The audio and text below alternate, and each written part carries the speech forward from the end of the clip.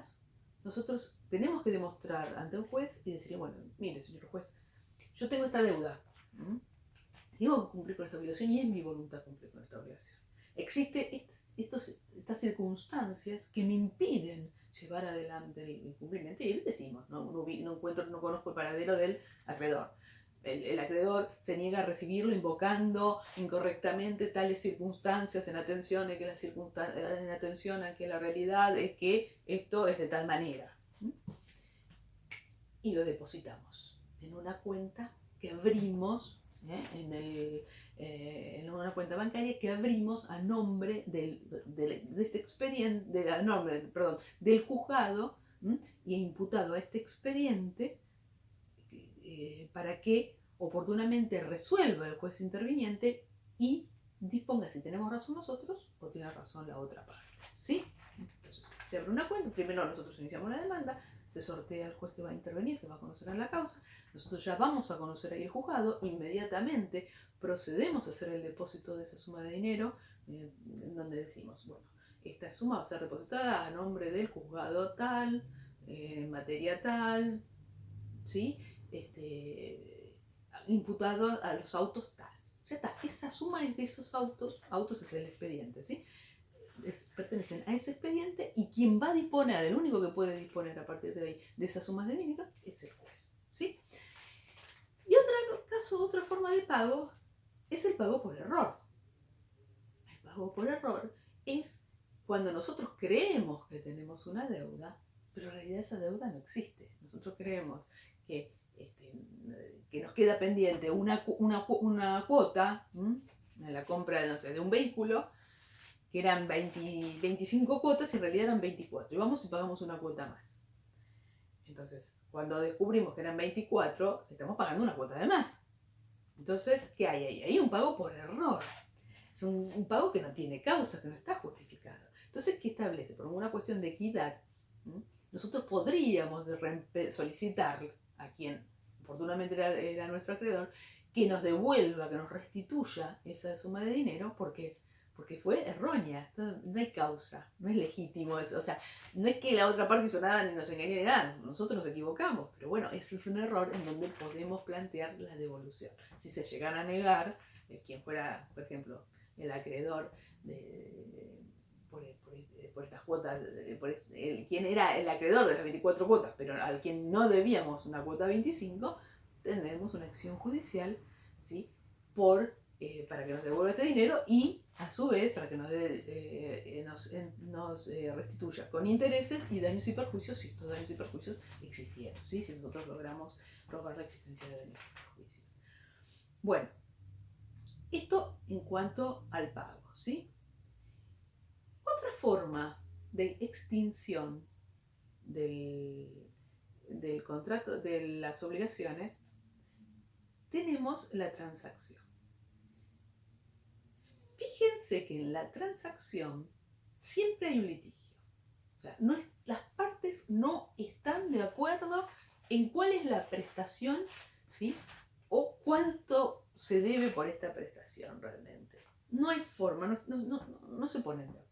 Entonces, en la transacción partimos de un concepto de litigio, de un bien que indefectiblemente tiene que estar en el mercado, ¿sí? Nosotros no podemos hacer transacciones en cuestiones de familia, en cuestiones penales, no hay forma, o sea, no podemos celebrar una transacción vinculada con una filiación de un hijo o vinculada con una transacción, bueno, a ver, estamos ante un caso de violación y bueno, a ver cómo arreglar. No, ¿sí?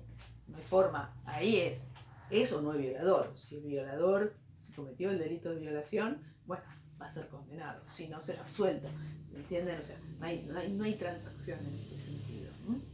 Podrá haber en un ámbito después de índole civil, pero no en cuanto al delito, ¿sí? Sí en cuanto al monto de una indemnización, pero no en cuanto al delito. Entonces, lo que nosotros vamos a ver es que primero hay un litigio y se resuelve ¿cómo? Haciendo concesiones mutuas. Por ejemplo, cuando nosotros nos despiden, ¿sí? Iniciamos el reclamo. por la indemnización. Podemos elegir seguir el juicio hasta el final, ¿sí? Y que resuelva el juez. Pero también podemos decir, no, la verdad que quisiera arreglarlo, y esto es la transacción, arreglarlo. Que es un acuerdo, voy a acordar, ¿no?, con una suma inferior. ¿Por qué? Y porque un juicio es algo litigioso, es algo que dependerá después de las pruebas, hay que ver qué pruebas tenemos, uno tasa, uno mira todas estas circunstancias y dice, bueno, ¿qué pruebas tengo? ¿Qué posibilidades de ganarlo tengo de acuerdo a esas pruebas? ¿Cuánto tiempo me lleva el litigio? ¿La oferta es buena o es mala? También.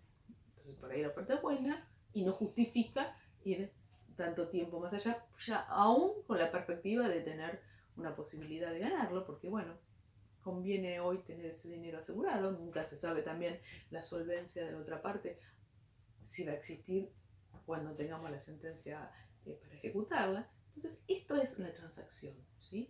Un acuerdo de un tema litigioso controvertido que nosotros podemos resolver en una instancia extrajudicial, como por ejemplo puede ser en una instancia de mediación, de conciliación, o mismo las partes, ¿no?, en materia laboral, ¿no? Pero si en una materia civil o comercial las partes se ponen de acuerdo y dicen, bueno, resolvemos el conflicto de esta manera y estas son las concesiones que nos vamos a hacer. También en la instancia judicial, ante el juez, se puede decir, bueno, más allá de la controversia que existe entre las partes, nosotros decidimos acordar en este sentido, y ahí el juez va a intervenir y va a ver si realmente si es razonable la resolución de acuerdo al reclamo, si no hay un abuso de derecho de una u otra parte hacia la otra, ¿no es cierto? Entonces, la transacción es un tema litigioso basado en un tema patrimonial, no se pueden hacer transacciones de índole familiar, o sea, es o no es el padre, ¿sí? Pero no hay transacción, no se puede arreglar que no sea el padre por una suma de dinero, no. La filiación se resuelve existiendo o no el vínculo. El tema de un tema penal es o no es el tipo penal, o es o no es quien ha infringido la ley, punto.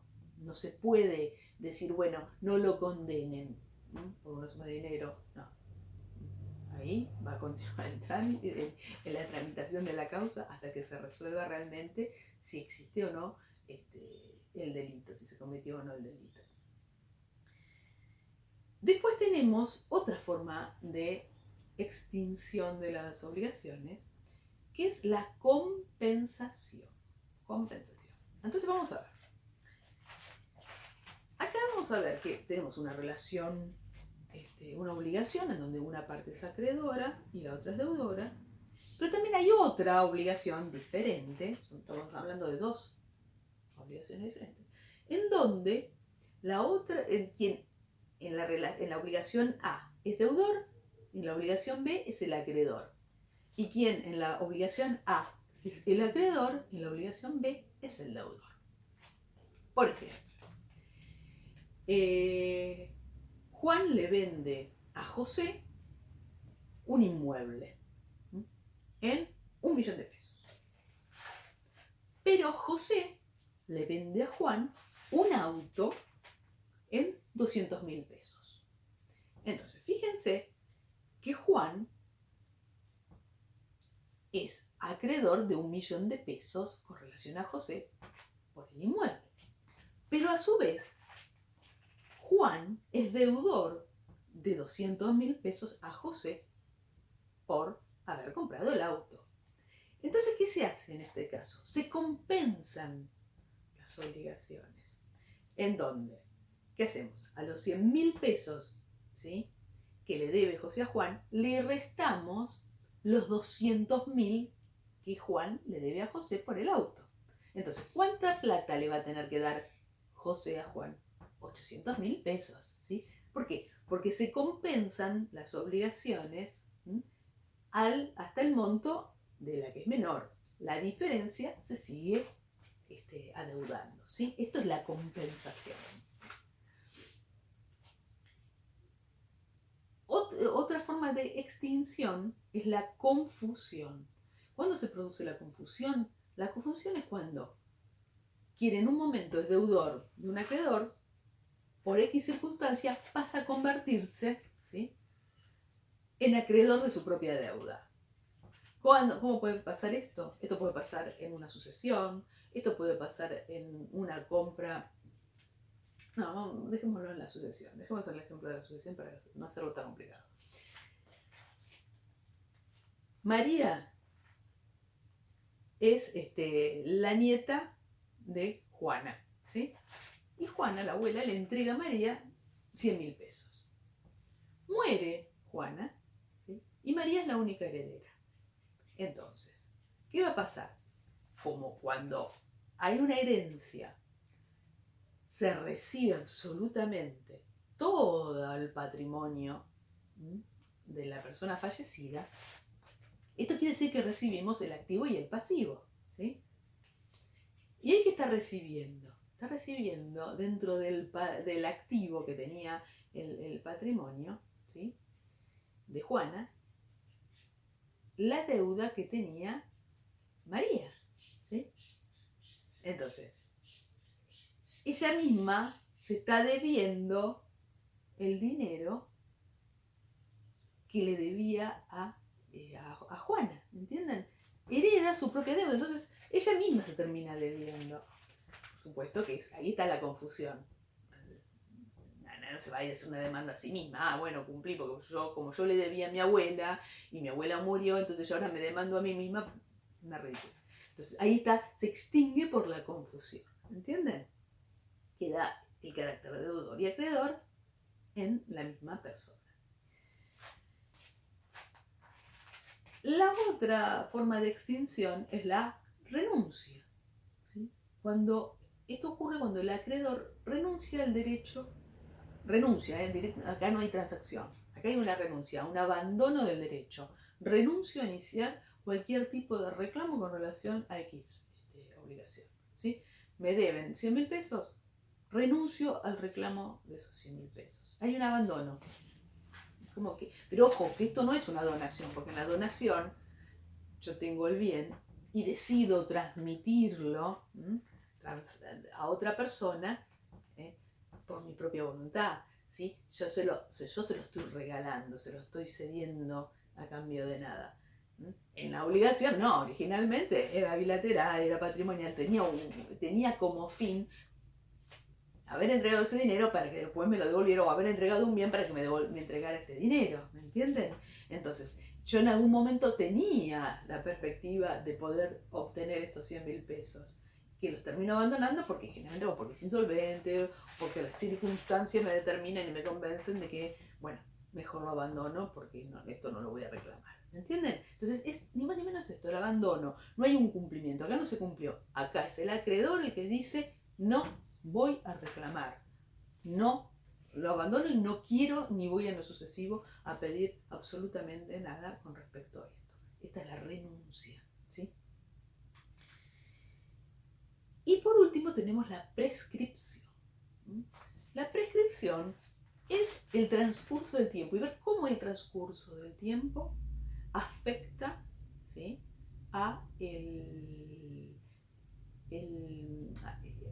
la adquisición o la pérdida del derecho del acreedor al reclamar el cumplimiento, o el derecho para adquirir por ejemplo, o el transcurso del tiempo como una forma de adquirir derechos. Ahora lo voy a explicar bien. ¿Por qué? Porque la prescripción puede ser liberatoria o adquisitiva.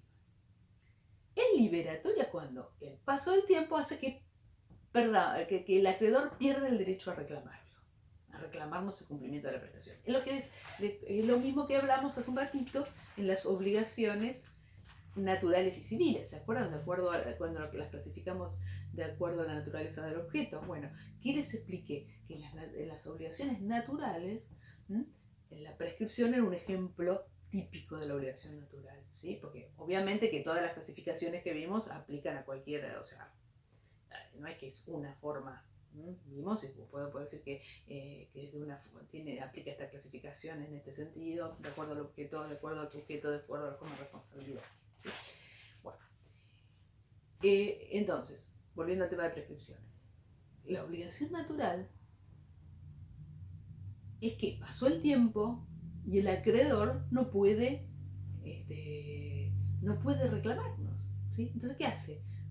Porque prescribió la acción, entonces queda liberado de cualquier reclamo el deudor. ¿Por qué? Porque pasó el tiempo, ¿sí? Y no es una forma de dar seguridad jurídica, porque no pueden venir dentro de 55 años a decir, vos me debías 1,50 pesos, entonces ahora y perdemos las pruebas, perdemos todo, ¿me entienden? No sabemos ni de qué nos hablaban porque nos olvidamos de que existía eso.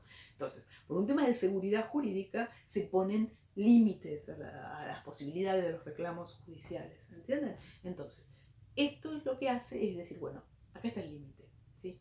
Y entonces, por ejemplo, la obligación laboral, 2 años. ¿Pasa ese tiempo? Bueno, quedó liberado, por ejemplo, ¿se acuerdan este empleador que nos debía el sueldo de mayo de 2020? Bueno, quedó liberado y no tiene posibilidad de que le exijamos que nos pague el sueldo de mayo de 2020 si esto pasa del 4 de junio de 2022, ¿sí? Entonces, ¿qué pasa? Queda liberado.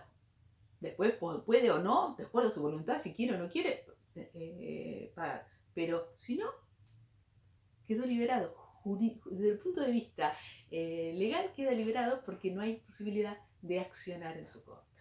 Y es adquisitiva la prescripción cuando por el transcurso del tiempo nosotros adquirimos un derecho, ¿sí? El ejemplo clásico de esto es la usucapión. Vieron que ustedes tienen un inmueble y lo cuidan y le ponen la plantita y se sacan la foto y que tienen un arquito y que nació un bebé y después el bebé va creciendo y tenemos todas las fotos, usamos ese inmueble, hicimos una casa y vivimos ahí y nunca nadie se opuso a que nosotros tuviéramos la posesión y tuviéramos el uso y goce como si fuéramos propietarios. Nadie interrumpió, nadie se opuso a esto. Entonces, si pasan 20 años y nosotros hicimos uso de esta propiedad bajo estas condiciones, finalmente, ¿sí?, el transcurso del tiempo hace que adquiramos el derecho de propietarios del inmueble. ¿Entienden? Entonces, esto es la prescripción adquisitiva. Adquirimos un derecho por haber usado y gozado de determinadas condiciones, bienes, cosas, y nos hacen adquirir un derecho sobre ellas, ¿sí? Bueno, chicos, espero que les sea útil la clase y bueno, seguimos en contacto por medio del Clash, ¿sí? Bueno, nos vemos en un ratito. Hasta luego.